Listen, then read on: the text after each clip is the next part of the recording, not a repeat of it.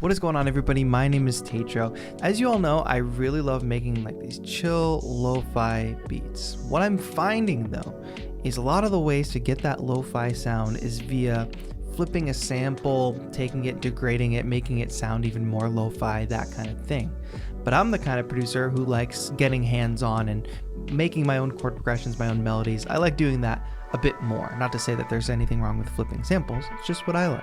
So today I want to show you this technique that I've been doing. It's kind of like a hybrid. This is like how to sample yourself to get that lo-fi sound. So like if you don't have access to any samples or anything, but you still want to get this sort of sampled sound, you can do it with literally your own musical ideas. Today's video is going to be sponsored by DistroKid, and we're going to talk about splits, which is like a really helpful tool if you're collaborating with somebody or if you have a team that needs to get paid from your musical releases. And we're going to bring in actually a guest later on in the video to kind of complete this beat that I've been working on. So stay tuned for that, and thank you to DistroKid for sponsoring the channel. If you want to get your music up on all the major streaming platforms, the link to DistroKid is in the description, and you can get 7% off, and it's an affiliate link. So if you use the link, you are supporting the channel and the sponsor. But anyway, let's get into this technique of sampling yourself. I want to show you what I mean.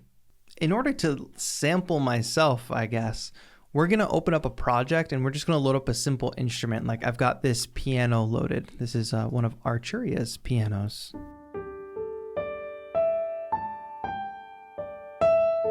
And the goal here is to make a lo-fi beat. However, I am going to be using this kind of clean piano sound because the idea is we're going to kind of mangle this as a sample later.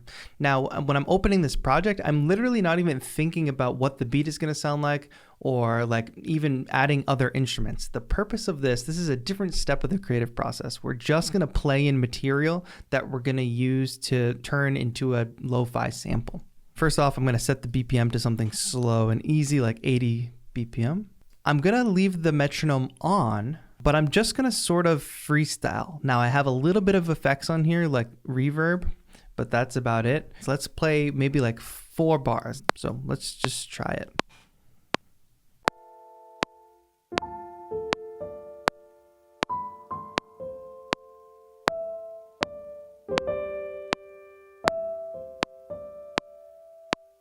All right, so like I said, this is meant to be a song. This is just some rambling piano material. I promise this is going somewhere. Here's what we're gonna do. Actually, as a safety net, I'm gonna make a duplicate of this. And we're gonna take this version right here, and we are gonna freeze and flatten this piano track. And that's gonna give it to us as audio. All right, so there we go. It's just completely an audio track. And I might bring the gain up just to normalize it a bit. The reason that I like doing this, and the reason this is like sampling yourself, is because now we can do things like alter the pitch. Now, if I want to bring this an octave down, that's a lot different than if I take the MIDI from the piano and it'll just sound like I'm playing it like an octave down, which is totally different. And this is a very clean piano sound. And now when we start reducing it, when we start transposing it down, since we're manipulating it as audio, it sounds more and more like a sample. Now we can use some of these different warp modes, but remember the reason we're doing this is to get it to sound a little bit dirty. We don't necessarily want the cleanest sound. All right, already I love that, but there's some other things we can do as well. This is just audio now with no effects on it at all. So what if we threw a reverb on here? Just your generic stock reverb. Now it sounds quite ghostly, right? One more thing I'm gonna do is freeze and flatten this again so that the reverb is printed onto the audio. Again, if I had just got a sample from Splice or something, it would have everything printed on it already. It's all of its effects. So I want to get myself as close to that process as possible, flipping a sample that already sounds pretty cool. All right, so this is one version of this. Now we have a very cool degraded sounding sample. But what if we start to take parts of it? Like that end note is really beautiful, even though it's quite soft. There's certain things we can do with it now that it's audio. First of all, let's bring up the gain a little bit because this is a bit of a soft note. And it's got a little bit of a hint of that previous note in it too. That's the magic of samples, some of those little mistakes, right? But also what I can do now is do things like reverse this. Create a swell. And what would that sound like if it came in as like an intro or something? So say it comes in like here. Remember, we started with this piano line here. And we ended up taking the source material of that and flipping it into something kind of new. Now, one more step for this is we can start to chop this.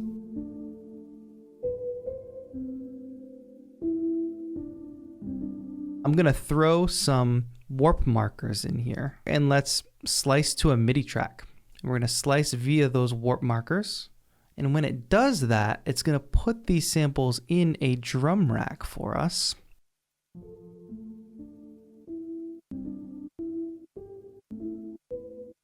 So now I have all these parts of that phrase that I can now chop up. And I did raise the attack a little bit so I don't get that snap sound at the beginning of a sample.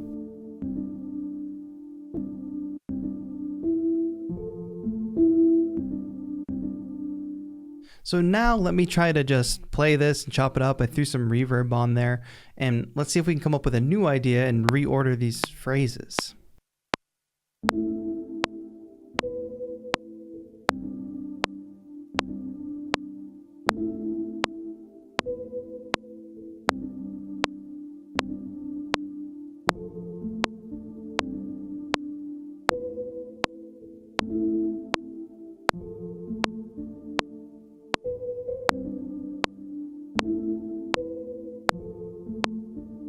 And you see now suddenly we're coming up with this new material, this chopped lo-fi kind of sound that sounds like it comes from a sample you got from a pack or something, but it's completely yours. It's completely royalty free. Obviously, well, you made it, you decide if it's royalty free or not. And that just came from us playing about 8 bars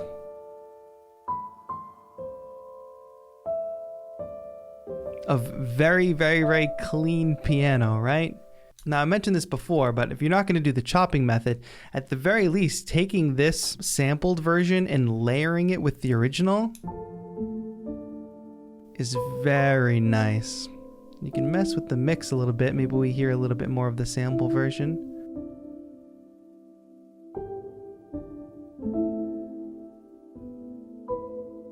Versus just hearing the original.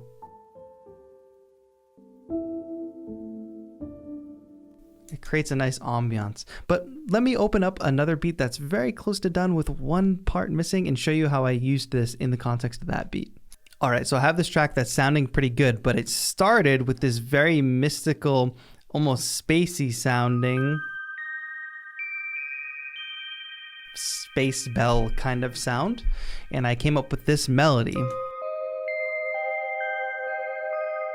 which sounds good, and I'm still gonna use that in the track, but it's definitely like not like a lo-fi, sad, chill, vibey sound that I want. So I did what we just talked about, and here is what we ultimately came up with.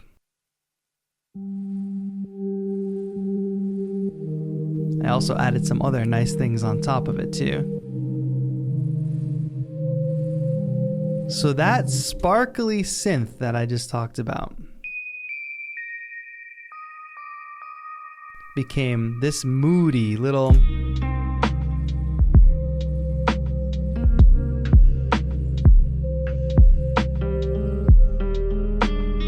it just like changes the whole vibe of the track, and it's just a totally different vibe. I didn't have to go find a sample that fit the same key or anything. It came right from this sparkly sound, and I do like this acoustic sound, but it is ultimately from a plugin, and I think my vision for this track is that it would be a lot stronger if we got an actual fire guitar player on this track. So I'm going to kick it over to my friend Tiffany, who is going to lay down some sick guitar and take this track to the next level. But before we go to Tiffany, I'm going to talk to you a little bit about DistroKid's splits, which is going to come in handy when we release this track. Alright, so say you're collaborating on a track with somebody like I am with Tiffany on this track, or maybe you're a vocalist working with a producer. Well, DistroKid has splits now because you don't want to spend your time being an accountant. With DistroKid, you can completely control who gets paid, how much of a percentage they get, and even if they need to recoup some money and get paid first. Let me show you what this looks like. I'm just going to use one of my releases for fun. Let's go with my Coast release. And at any time you can add collaborators. So let's say we add a collaborator to this. You can literally just invite somebody new. If they're not a DistroKid member, they instantly get 50% off a DistroKid membership. And you choose what percentage they get.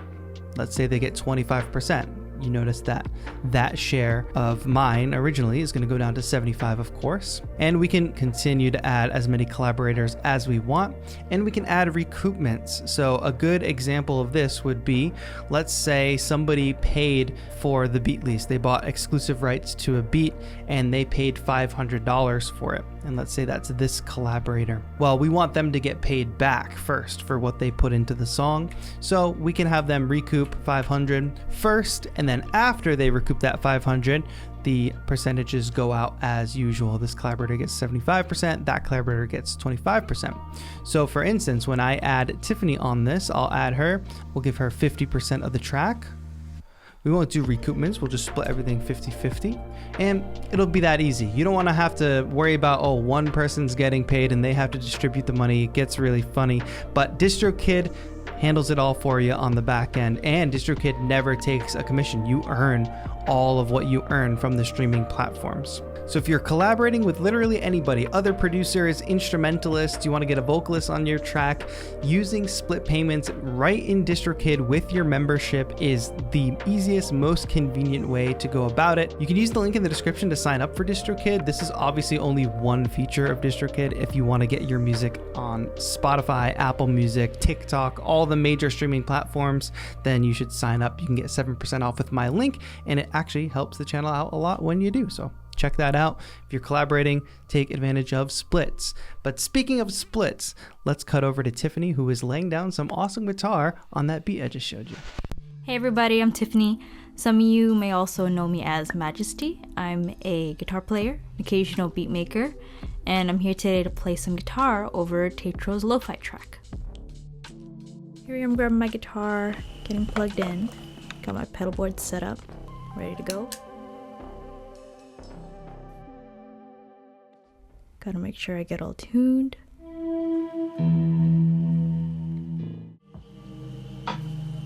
Here's what a typical Ableton session looks like when I track my guitars. Here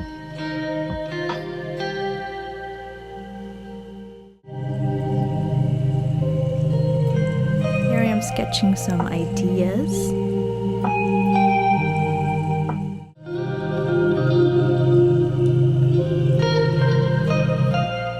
I'll do this a few more times to see what I like, what I don't like, see what fits and see what doesn't. And yeah, that's usually how it goes.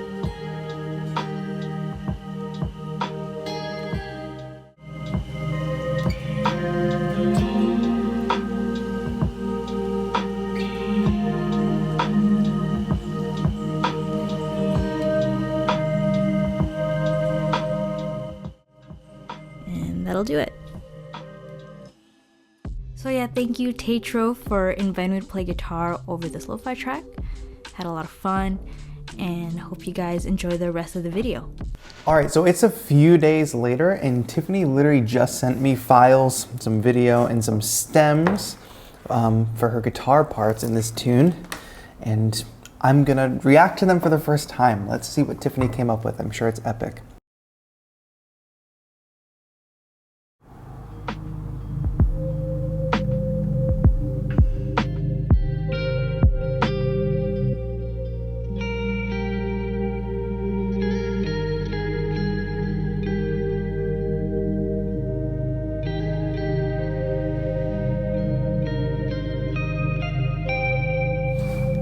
The melody she added is so good.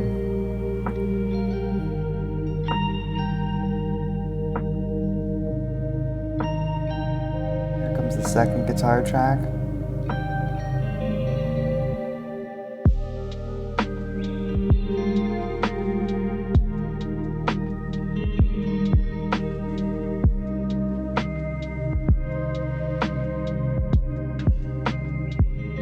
Such a great tone with the reverb. And it's so simple. See, this is the stuff that I can't come up with myself.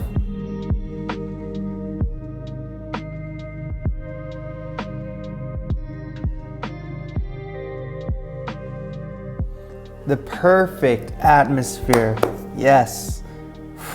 All right, that's awesome. I'm gonna mix this song now, like do a little bit more mixing work. And I'm thinking it's gonna be like a nice winter tune, so I wanna get it out like as soon as possible so you can all enjoy it maybe on your winter lo-fi playlists.